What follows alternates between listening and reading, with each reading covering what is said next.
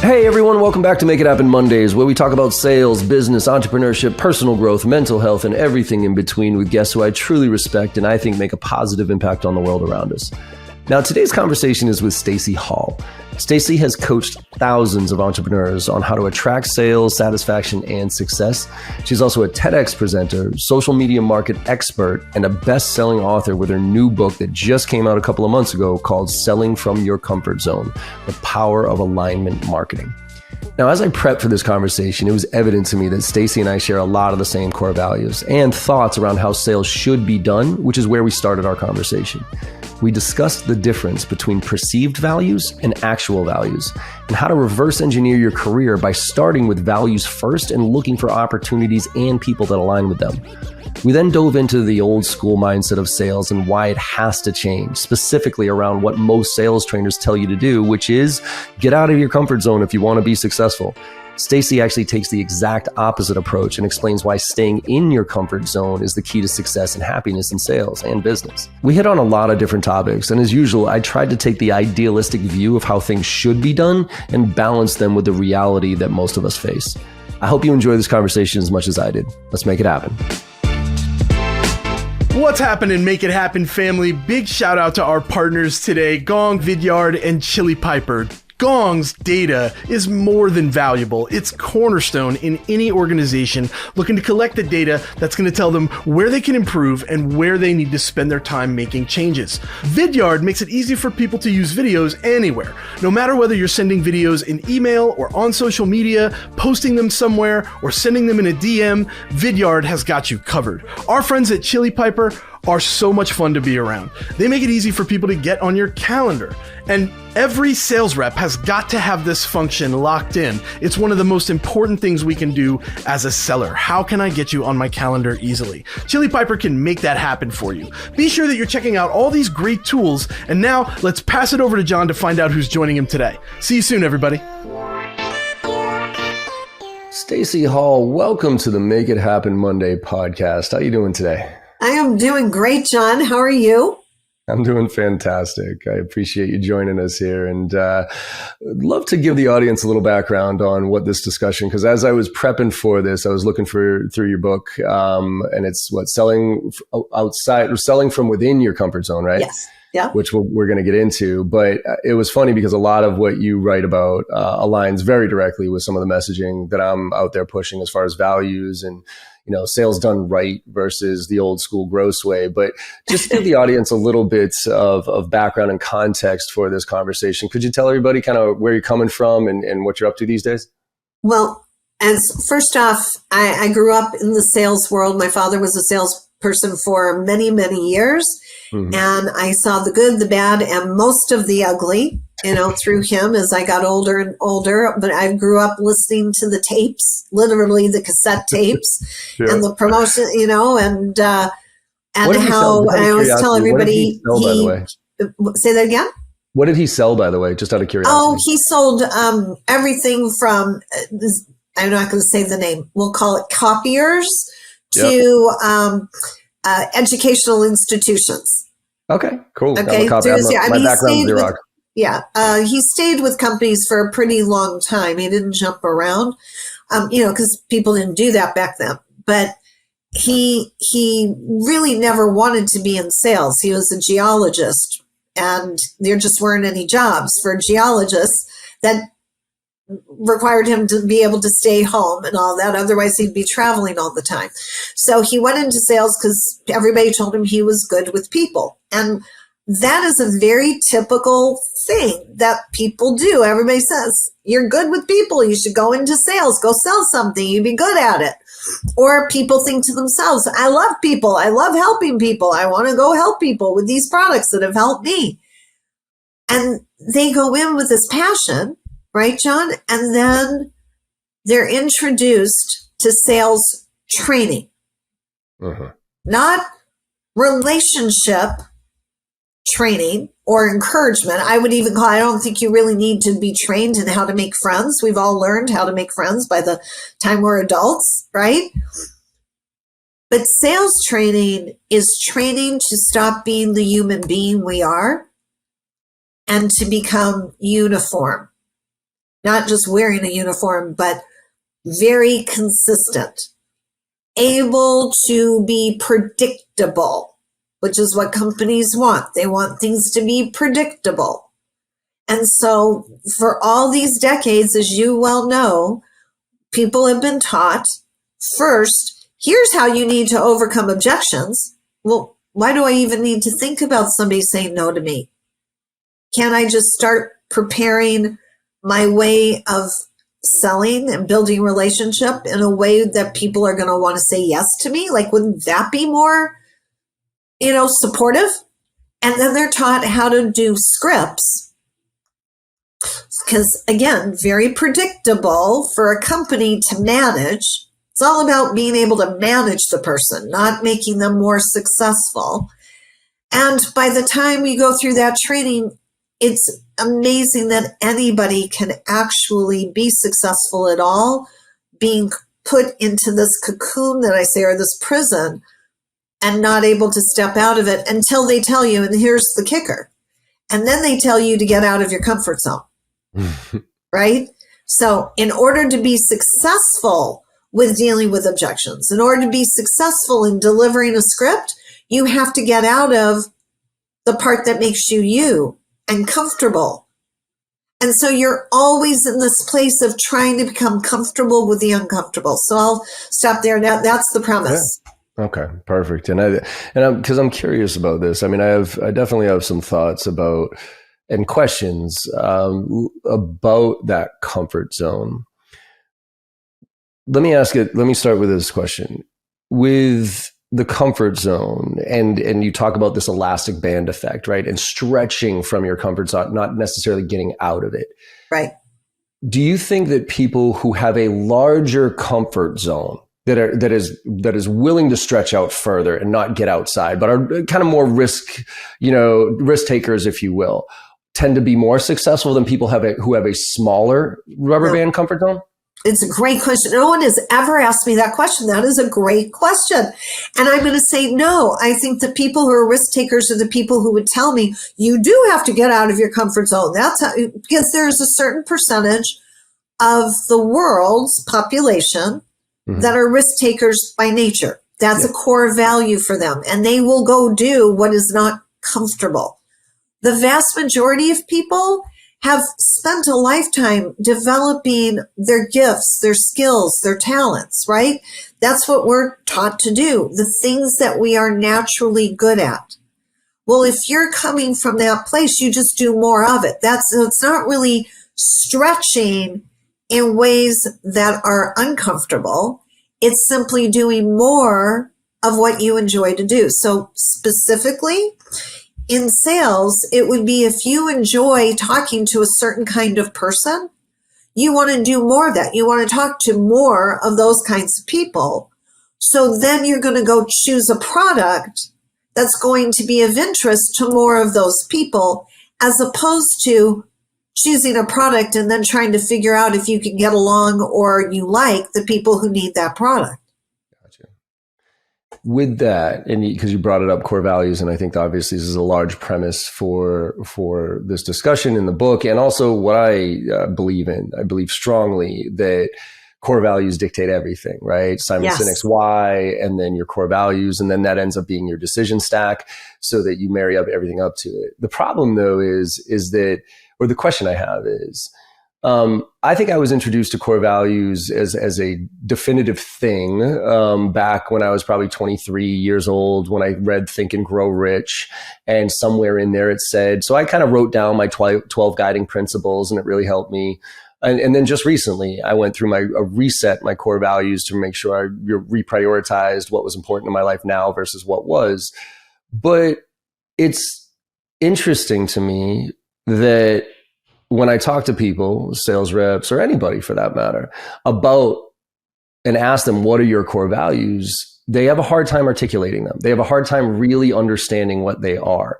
So as much as I love the idea of building your life around your core values, too many people, I don't think, really truly understand them. And so is that the first step for almost anybody, regardless of sales? Because I think it's really important in sales, but everything else. Is that kind of the forcing function right now, that we should all basically stop and almost go through that core value exercise before we do anything else?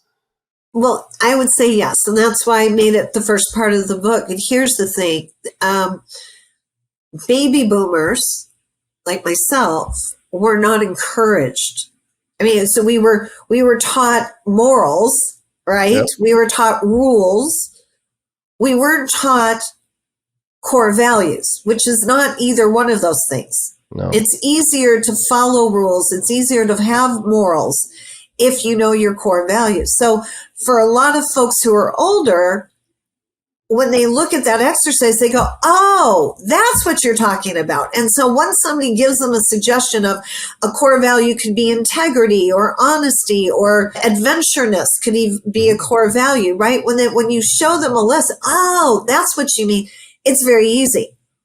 Anyone younger than a baby boomer has actually been raised with core values. They know their boundaries. And more these days, they are following, they're calling their purpose, their values. They're sticking to them, and companies better align with them, right? It's a whole different shift.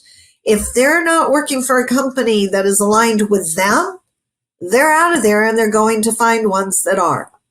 Well, let's talk about that a minute, because I do, I'm a Gen Xer, and, I don't know, I think my parents obviously instilled pretty strong values in me, even though they weren't out loud. It was based on their actions, how I saw them treat people and everything else.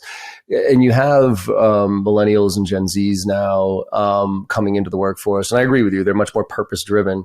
But I wonder if it's perceived core value versus actual core value. And let me explain, right? So perceived core value is, it's the right thing to do. You know what I mean? Like, everybody else says this is, corporations are bad and this is bad. So and because everybody else is kind of speaking that, yes, that's what I believe in too. But it's a lot of people, and I'm going to be very direct here. I think a lot of people in this world are sheep. I think a lot of people follow along what other people tell them to do, or what's popular, if you will, versus having actual core values that you sit down and reflect on for yourself. So how much of what you're seeing out there right now with the newer, younger generations is, a surface level value versus an actual core value that they believe in? And then I guess, does it matter as far as their actions are concerned? I love what you said. I'm going to give it some thought here, because there's a few things going around in my brain right now. First off, I think it does take a while. I don't think we're really sure of I'm like thinking back to, for me, I was raised with values, but I wasn't able to say to you without a doubt until I was at least 30. Right. These are the one, this is it for the rest of my life. So I'm not going to paint younger folks with the brush that they're giving surface to their value. I think they're playing with their values. So I want to say that first, that I do think it does take time before we cement the ones that we have for the rest of our life. That doesn't mean, though, that we can't do in the moment whatever we think our core values are. If we think that those are our boundaries, then we live inside those boundaries of our own making, not that someone else has put on us. When I say to somebody, okay, well, if I say, so what are your core values? And they'll say to me, what do you mean? If I get that, I would say, what are deal breakers for you? Like in a relationship, what would be a deal breaker? Yep. And I will get betrayal, lying, backstabbing, cheating. Okay. So what you're telling me is that loyalty and kindness and compassion are really important to you. Is that true? Oh, absolutely. And so it's not a difficult conversation to get to, but sometimes we have to present it from, do you know what your deal breakers are? And I think everybody knows that. Yeah, I was actually introduced that a while ago. It's easier to figure out what you really don't like, and that reflects on what you do like, right? So those are your, like when you have a visceral reaction to somebody lying to you, or, being dishonest, or being late to a meeting even, you know what I mean? Like that, like for me, one of mine is respect. is meetings. Like if you're late to a meeting, I have a visceral reaction because I feel like you're disrespecting my time. And when I am going to a meeting, I get anxiety when I'm late because I'm like, oh my God. So for me, respecting people's time, those type of things end up being core, parts of my core values that I can extract from. So with that, I mean, I think it's what you're doing with what it seems like you're doing, and tell me if I'm wrong here, with selling from within your comfort zone is almost reverse engineering the approach here. You said it earlier. Instead of finding a company and kind of and hoping for the best, basically, because the company's got to, you can make some money doing it in sales, and everybody else is joining there. And so I heard, cool. You're saying, wait, take a step back before you do any of that. Start with you first, align those core values, and then look for companies that align with those, and then look for the position within that company that aligns with it, right? Yes. And where the company doesn't give you lip service either. Like it's more and more we're able to interview the interviewer to find out. It's like these, and if we can go in and say, all right, I'm interested in this job because what I see you in whatever description has been given is that the company is committed to this and this and this, and those are my values too. How does the company put their money where their mouth is when it comes to the customer or when it comes to the employee? We can have those conversations now that when I was starting in business, it's like, are you kidding me? Oh my God, yeah. You're asking me questions? It's like, no, okay, out of here. But the world has changed. Yeah. And with it, we have this ability to match, to be our own best matchmaker. And then it comes down into sales with, again, if I'm using a product myself, or I'm selling it because I have a passion to sell this product, even though I may not personally need it, but there's something that has happened in my world that I really see why this is essential for people who need it to have it. I'm going to be credible. I'm going to be authentic in what I'm sharing. I don't need a script because I already know what I want to say about it. And the folks who need it, when they feel that passion and that authenticity and that genuineness, that is what they're listening for. They're not listening for features. They're not listening for benefits. And they're not listening for us to go sell on them. We're listening for, do you understand my problem? And somebody who understands that problem and wants to fix it is going to be heard. So let's unpack that a bit. I completely agree. At the stage of the sales process where you're engaged in a conversation, you have somebody's undivided attention. Okay. And I am an anti-script guy in the sense that I can't stand scripts. I always say I can't stand scripts, but I love structure. Right. Give me some structure to play within so I can understand the boundaries here, and then let me go and try some new things so I can find my style, right? The art and the science of sales. But when you're brand new at sales, I mean, unless you find something that you are so passionate about that, so say you played sports, you played basketball in college for some, whatever reason, then you get into sports marketing and now you see that, and they're like, oh, let's be frank, that is very rare that people get into a profession that they are insanely passionate about and can speak right, like in their first job, that passionately about it. Oh, I agree. I agree with you right there, but that's what I want to change. So keep on going. So, and this is where I'm trying to understand is when I start any job, even if I am passionate about it, I need some guidelines. I almost in some cases need a script so I understand what it typically is, but then I need to make that script my own and put some structure around it. So do you see any value in a script to get us started? Nope. I've got to tell you, no, and I'm going to say I've got structure for you. For sure, I've got structure. Okay. Structure is the alignment marketing formula that I speak about in the book, because marketing comes before sales. Mm-hmm. And more, we're having to do the marketing and the sales. Yep. And that's great that we're not relying just on a company's ads. And in a lot of cases, the company doesn't even do ads anymore. Mm-hmm. We've got social media marketing. So the alignment marketing formula is you get into alignment with yourself, your values, your passion. And we're going to talk about even somebody who's brand new. And I'm going to use the example that you just talked about with the person who loves sports. So I'll come back to that if you'll give me time. Please, yeah. You get into alignment with yourself. You get into alignment with the company that is selling something you can get behind. And you get into alignment with the audience, because if you can get behind that product, so will your audience. If it's a match for their needs, they'll get behind it. So there's your alignment. You hold on to the belief in that alignment, and how you do that is in the book, Selling from Your Comfort Zone. And when you're in alignment and you believe in what you're doing, you will stay consistent with your activities. And we talk about the activities, not script, but what are you doing to build your audience, engage with your audience, and then sell to your audience? So that's the structure.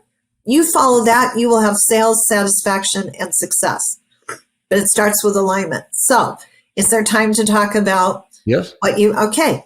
Well, so let's talk, and that's that newbie, right? So let's say we map that out, right? And a kid coming out of school is, value driven. And let's use our space because the majority of it is tech and SaaS, right? And they find a product that's pretty cool.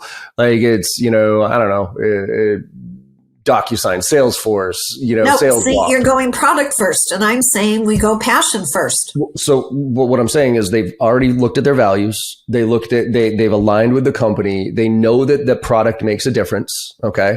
They're passionate about the fact that this will make a difference for the right person. Now I've done my onboarding. I've gotten my product knowledge, and I got to make a cold call here. What's that cold call sound like for that? Okay, well, the cold call doesn't sound like a cold call. Okay. We're going to changing all of that. Okay. So tell me why. Let's pretend you're the person. Mm-hmm. Why are you passionate about this product? What's your story? Story is I used it myself, and it helped me be a lot more efficient with what I was doing, and I was able to I'm using like Sales Loft as an example. I'm asking, right? So give me something, because this is how you tell whether somebody's passionate or not. What's your story about it? And it really changed the way I was able to get, be a lot more efficient with what I do, but also make a much bigger difference for the right type of client using this tool, because it gave me a faster way of engaging with people and an understanding of how I can improve. So that's why I love this product. And that's why I think sales teams need it. Okay. But tell me, why was it important for you to be more efficient? Because I believe that strongly in what this thing does, and I want more people to know about it. Okay, so you want to be efficient in being able to tell people about it, but I'm asking you, how does the product help you be more efficient? Oh, I mean, we could get into details in the sense that instead of me sending individual emails, I can create cadences and be very targeted with my messaging. And I don't have to, all the research is right already in the platform for me. So I'm not going to 3 different tabs every time I'm doing research on an account.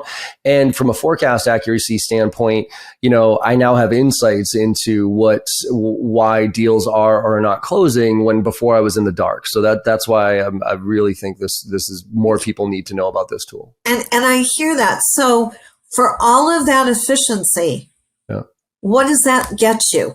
If you're that efficient, what has that gotten you? See, I'm not even asking about your audience yet. What has that gotten you? All that efficiency, all that productivity.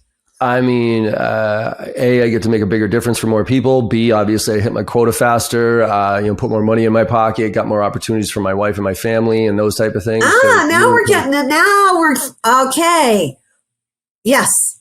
Making a difference for other people, spending more time with your own family, having more money to improve the quality of life for your family, right?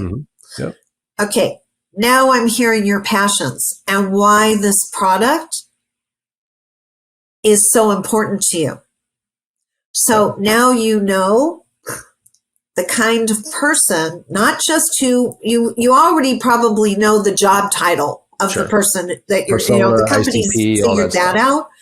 But the conversations you want to have are, and this starts with the marketing on social media. Are you spending too much time at the job when you really want to be home with the family?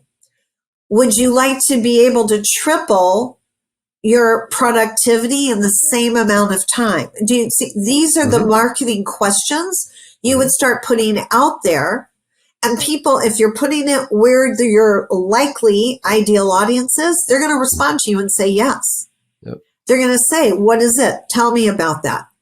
And let's use LinkedIn as a place where people are making connections, if we could.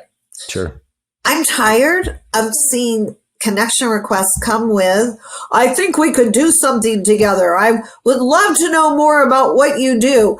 I'm doing this. I'd like to know, would you ever be interested in I got this one this morning, new digital technology. I look at the person's profile page. They're in education. I'm not in education. Why are you even, it's an educational software. All over my profile, it says, what do I do? Okay, what if I got a connection request that said, because I'm a sales trainer. What if that software, would you like to be able to reach more of your audience in less time, and it could reduce the cost it's taking you to do that now? Would that be of interest to you? If so, let's connect and I'll show you what I have. Like, what if that came to me? I never get a request like that. What's up, everybody? I know you're enjoying this conversation. John does a great job with genuine curiosity on these episodes, and our guests consistently bring the heat. We want to take a moment here and let you know that you've got an opportunity to become better than you were yesterday. And you can do so by gaining access to all of JB Sales content. All of their training, tips, techniques, tactics, and takeaways can be yours for $1 a day. $365 for the year gets you annual access to everything, including our private Slack channel for members only, which you get access to all of us directly 100% of the time, 24 hours a day. And then at the same time, you're going to get access to our bi-weekly Ask Me Anything sessions, where you can bring real deals to the table and get the help that you need where you need it. This is very, very important. Sales reps that invest in themselves are often found at the tops of their leaderboards. Join us today and get the help you need to become the seller that you deserve to be. That URL, one more time, is joinjbsales.com. Let's get back to the show with JB and our guest for this week. The balance that I always try to figure out, though, is, reality versus the way it should be. The way it should be, I think you and I are very directly aligned as far as time to do this, give me time to research, be super passionate about what I do, have core values, sell something I genuinely believe in. But in my world, I mostly deal with SaaS companies who are VC backed, who get 50 million and they hire a whole bunch of sales reps, and it's very like downward pressure for activities and, numbers and 50 dials a day and those type of things. So how do you balance the reality of where many, and look, the answer I have to many reps is like, first of all, go find another job. But that's not always an option. You know what I mean? If you're not working for a company that you genuinely believe in and it aligns with your core values, most people aren't, quite frankly. And so to tell them, go find a company that does, that's like... No, actually, John, I'm going to tell you, 55%, according to a Harvard Business Study, and it's in my book, they know they're selling the wrong thing. Yeah. There is a proliferation of companies, and most companies cannot keep salespeople. No, they don't. Like they're leaving. Months. I think it's like the average tenure now is like 16 months or something like that. Yeah, because there's none of this alignment going on. They get in, they think they're going to be able to make fast money. Yeah. I'm really thrilled because just next week, I'm starting a major software organization is having me come in and teach them the principles from selling from your comfort zone. Companies know they have to do things differently. But there's so many job openings. There may not be in other places, but sales, even if you have to go to direct sales or network marketing. But I like to, if it's okay, I'd like to go back to this baseball span. Okay. Yeah. Played baseball in high school and college, still loves to play it on the weekends. And he's looking, or she is looking at what can I sell that I can be passionate about? Well, like you said, it's sports, but basically you could be working for a major league team. They're always needing people to sell group sales and tickets. You could be working for a manufacturer of baseball equipment. You could be selling lots of products at the same time as a direct salesperson and have a stable of different products that teach somebody who is, well, you could even be, you could be selling baseball training programs. So there's 1,000 things you could be teaching. I talk, and this is for men and women. I work with a lot of entrepreneurs who love to cook or bake. And more of that is happening more and more. And they go, there's no way I can make money at that. Really? Really? Food bloggers are some of the most highly paid bloggers out there. People love recipes. They love cookbooks. They love to know about gadgets in the kitchen. Every every entertainment news program always has a recipe segment. There are 1,000 things. If you're stuck in a job that doesn't light you up and you run home in the evenings or on the weekends and you're mixing up fun stuff in the kitchen, why are you not selling something that puts to use your talents? So you keep talking to me about the companies, and I'm talking to the salespeople, which, there are some enlightened sales managers out there, and they're hiring me to come in and help them open up their sales team to this idea that it's okay to be an individual. There's others that, they're old dinosaurs, and they're going to keep doing it their way, and they'll keep losing their people in 16 months or less. Yeah, and I think I think we're in such a transition zone right now because, when you and I grew up in sales in a lot of ways, going back to your dad and everything, it was a very numbers driven, 50 dials a day, hit as many, it was a very metric driven approach.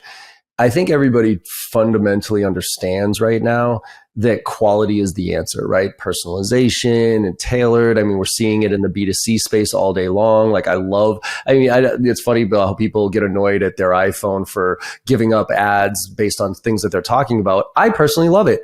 I love the fact that when I'm thinking of something that all of a sudden an ad on Instagram comes up with something I actually want as opposed to the random crap, right?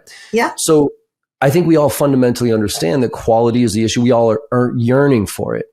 But that's hard to coach to, right? That's really hard to coach to.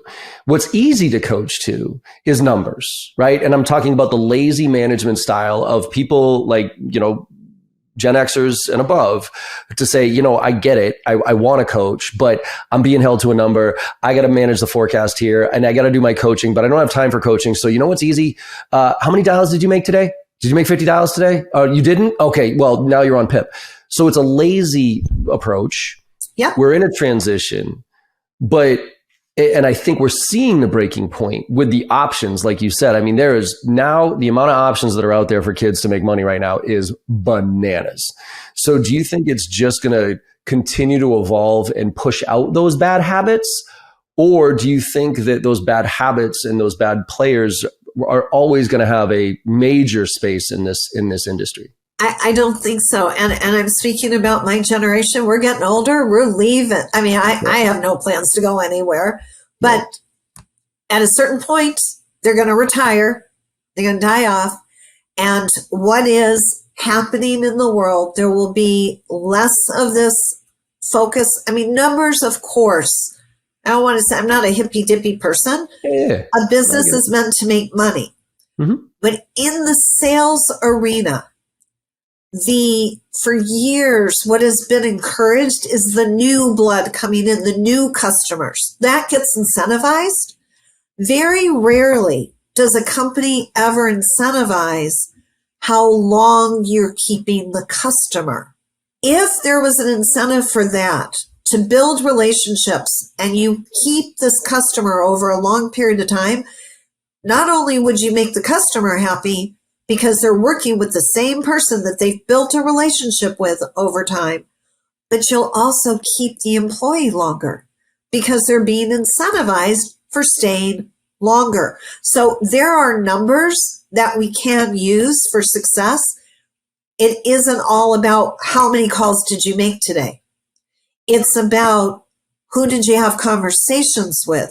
Where did the conversation go? If you're not having conversations, why? Where are you stuck? Where are you not feeling passionate about the product? There's so much about leaderships, and this is where leadership styles come in too, if we're going to talk about sales management. Mm-hmm. John, this literally made me cry. I did research for a project that I was working on leadership. Do you know that 1/3, and this is also a recent study, 1/3 of all managers who answered the survey never give positive reinforcement or acknowledgement to the people they manage. 1/3. How does that happen? How do you get away with that? I don't know. Okay, but that used to be the world I lived in. Like if you were, people needed to respect you. You needed to be tough. You needed to have control and have if your team isn't scared of you, you're doing something wrong. Well, I mean, how outdated is that concept these days? It is, but this has always been my issue. I always wonder if you look at, and everybody has their own definition of success. Okay, so let's put that as a blanket statement. Right. Success isn't money. Success isn't. It's all, happiness is success ultimately, right?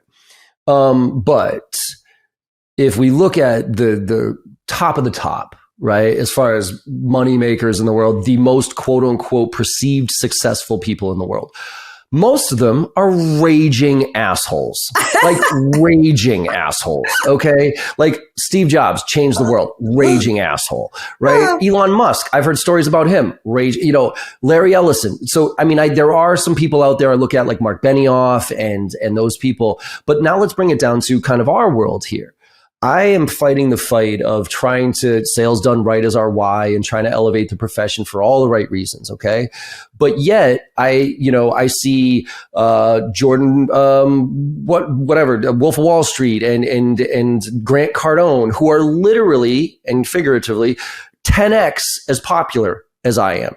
And I look at that and I say, and they're growing rapidly compared to the slow and steady growth that I've done because I refuse to sell my soul to get to that next level. So with that, I get it. This younger generation is coming in. They're changing the game here, but I'm still seeing the exponential growth of jackassism and the slow slog of what I would say is pure, is right, is good. So where does that take us? Okay.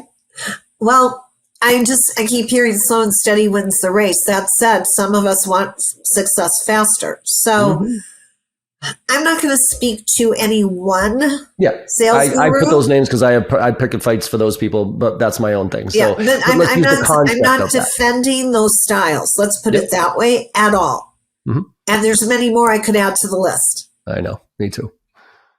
This is why, and if this sounds like a shameless plug for the book, please forgive me, but you opened it up and I've got to go there. Yeah. Selling from your comfort zone. That style is teaching people how to get out of their comfort zone. Saying to people, the reason you're not successful, I stand back because here, you got me on my soapbox now, okay? These very same people at all of their big events, and in their private events, will say this to people in the audience. No one is like you. You are unique. Embrace your uniqueness, right? That's your selling point, your uniqueness. Okay. 2 seconds later, but you've got to get out of your comfort zone. And I'm going to show you how to get more comfortable getting out of your comfort zone. So you can be more successful being you. Well, but wait a second. The parts that make me me are my values, my skills, my strengths, my passions. That is me. And so whenever, John, when I ask somebody, when they tell me, no, you have to get out of your comfort zone, I'll go, okay, so you tell me, where is that? Get out of your comfort zone. Where are you? How do you describe that space? No one can describe where they are when they're outside of their comfort zone. Where they are is dependent on the person who's telling them to get out of their comfort zone. That's where they are, dependent, not knowing what to do next. It sells lots of seats at events, and it sells lots of books and trainings because those are the people who don't know what to do. But when you ask somebody, so what makes you comfortable? They'll tell you, they'll know exactly where they are.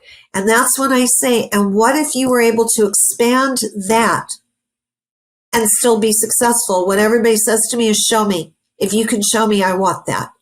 Well, we're showing, I am showing, the people that I mentioned in the book are showing. So I tend to put my focus now on the people who are showing others how to tap into that comfort zone and expand it.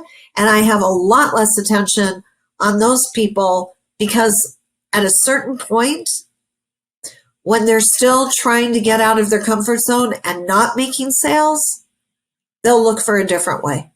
Yeah, and I hope that realization comes sooner rather than later for most, right? Because one of the things I think a lot about sales is when you catch someone in their lifespan of sales, because they could go in two different directions. You know what I mean? Like if they get the charlatan, if their first exposure to sales is the charlatan, but that charlatan is driving around in a Lambo and flying around in Lear jets, that looks really appealing. And so I gravitate towards that. Whereas if their first intro to sales is value oriented, focused with a good manager and that type of stuff, then, they take a different track. The problem is the loudest microphone usually gets the most attention. And so I'm trying to figure out how to have a microphone that is as attractive without flying around, without showing the bling bling and the all that other stuff, just to get them hooked in, right? Because it's like once you're hooked into one approach or the other, you tend to go deeper on that. But the hook is so much more appealing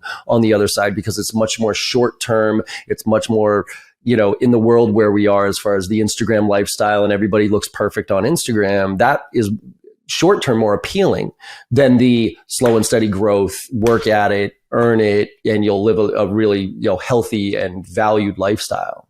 It may be more appealing to somebody who's brand new to the world, but as we get older, we realize that there is nothing that really, anybody who says that they did it overnight, they had help.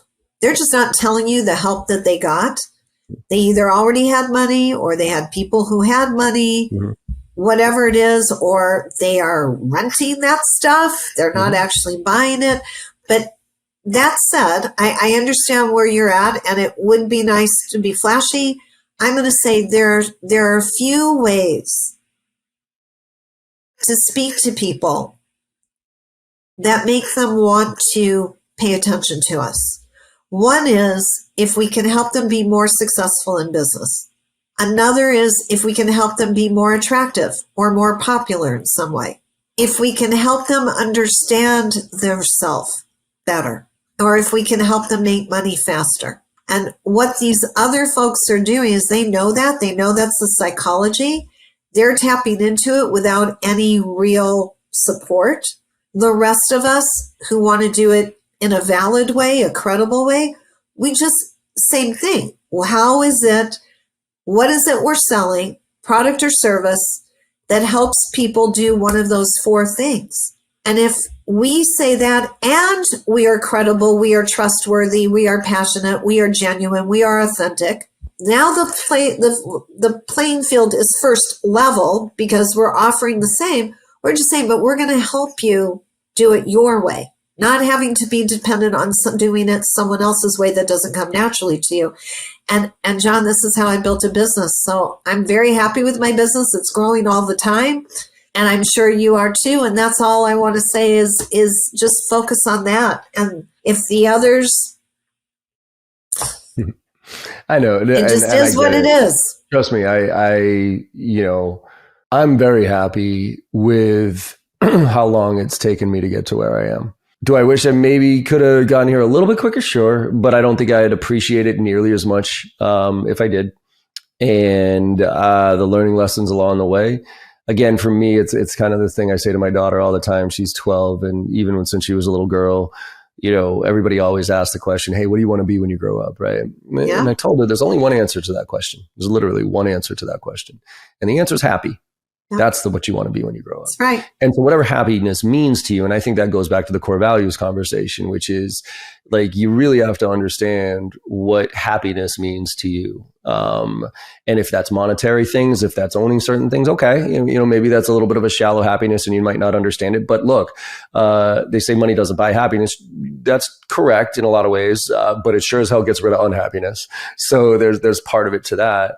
So I think it's just, I fear we're moving towards idiocracy in a lot of ways, in the sense that, and when I say idiocracy, like from an intelligence standpoint, like we got more dumb people and like it's getting that type of thing, but it's also just from a value standpoint, it seems like we're unraveling quite a bit, and everybody's like kind of all over the place now. And I fear that the masses, that volume and that momentum of the other, I don't want to say the other side, but of a way that you and I might not appreciate as much, is too big of a snowball right now to stop from going downhill.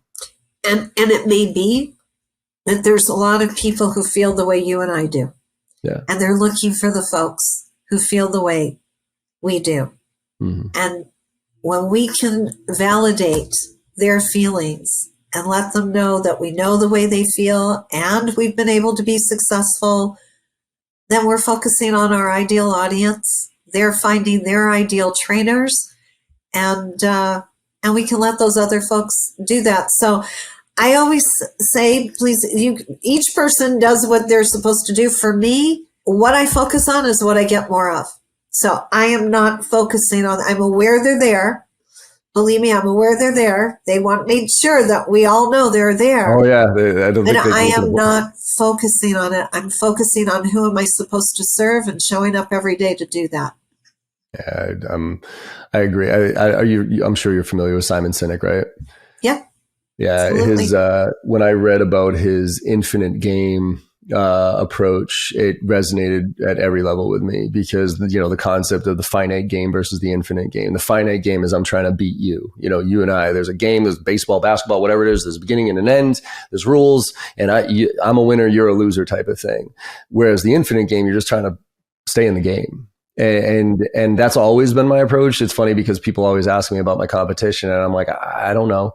And they're like, what do you mean you don't know who your competition is? I'm like, I mean, I could name some people. I don't really know the details of what they do, nor do I care, because I've always said if I lose to competition, it's either one, because I wasn't good enough effectively. I needed to learn how to sell better, or it wasn't the right fit. And I probably shouldn't have gotten that business in the first place. So it's not that I lost to them. I lost to myself, or I lost to not a good fit. And I thought it was. And so that infinite game mindset, I think, gives you a lot more comfort and a lot less stress. Going back to, the whole point of what you're saying is, getting out of your comfort zone introduces anxiety, introduces stress, which then parlays to the person that you're talking to. So therefore inherently creates a stressful environment. But if you're playing the infinite game, you don't really care about that anxiety or the stress about other people. You're just trying to figure out how you can get better every day. Exactly. So well said. Perfect. So, look, I think going back to values and perspective, it's pretty obvious that we align. So I think we could continue to kind of unpack this for hours, if you will. And I'm sure there's a lot more to unpack in your book. But in the interest of time and wrapping things up here, any last things that either highlights in the book or points that you want to leave people with to make sure that they're at least paying attention to them? Well, we've covered so much of it that I'm going to say just a reminder that always know your audience, and your audience is very much like you. If that's what makes sales easy, when you are able to talk with people who have had similar experiences to you, but they don't know your product yet. Build that audience, keep growing that audience, keep having conversations with that audience, learn more about them. Do research, then come back and have conversations to let them know you paid attention to them. People don't care how much you know. They only want to know how much you care. Very famous quote. Mm-hmm. And then you'll know when there's enough trust built up between the two of you that you can make an offer. You just make the offer, just make the suggestion, and they'll say, yes, I want to look into that. But if you start with the suggestion first, it's not going to feel like a suggestion. It's going to feel like a sledgehammer, and you won't get to engage with that audience. You won't get those satisfying conversations, and you won't get the sale. Yeah. It's funny on that point. If you really think about it, has anybody ever been overly open to when you come to them with the, hey, can I make a suggestion? You know what I like? If I were to come to you, say, hey, after you told me what your problem was and all this other stuff, it's like, hey, can I make a suggestion here? Like that never comes across as, oh yes, I'd love your, unless I came to you and asked for it, unless I say, hey, could you give me a suggestion on what to do here? But if you're proactively telling me what you think is important based on limited knowledge without really engaging with me, it ends up being usually a nice, sales killer, if you will, then opening up the door to have somebody trust you a little bit. Yeah, I love how you said that. Awesome, Stacey. Well, again, the book is called Selling from Your Comfort Zone, The Power of Alignment Marketing. Where is that? Amazon the best place to send people, or do you have the website you want to send people? Well, it's Kindle, Audible, every place that paperback books are sold in the world. Mm-hmm. My website, where you can also get a free course called Go for Yes, or 8 Steps to a Sale. I have a couple of free courses for people to delve deeper into this before you buy the book if you want. And my website is Stacey, STACEY, ANNHALL.com, StaceyAnnHall.com. Easy to remember. And just go to courses or go to books. There's 2 tabs there. Get the free courses or check out the excerpt of the book before you buy it, and no risk. Awesome. Well, thank you so much, Stacey, for coming on and sharing some of your knowledge here. And again, I appreciate the alignment of values throughout this conversation. So thanks for taking the time here. I've appreciated being here very much, and I admire what you're doing in the world very much. We do notice, John. Thank you. I appreciate that. And everybody for listening, thank you so much as usual. And like I always say at the end of all these podcasts, go out there and make somebody smile today. Because no matter how bad you think your day is going or how bad you think it went, if you made somebody smile today, you know you had a good day, and the world needs a lot more of that right now. So thank you all very much, and I'll see you on the other side. Thank you so much for your time today and listening to the podcast. I hope you enjoyed the conversation as much as I did. With your support and our incredible guests, we're one of the top sales podcasts in the industry with over 1 million downloads, and I can't thank you enough.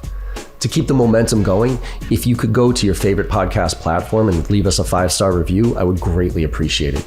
In return, I will answer any question that you have on Instagram. Hit me up there at John M as in Michael Barrows with a video question or a DM, and I will get right back to you, I promise.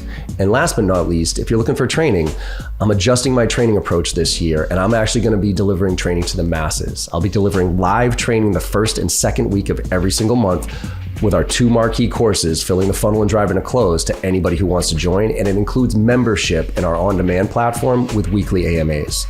So you can go to jbarrows.com/open to check out the details. Thanks again, and have a great day.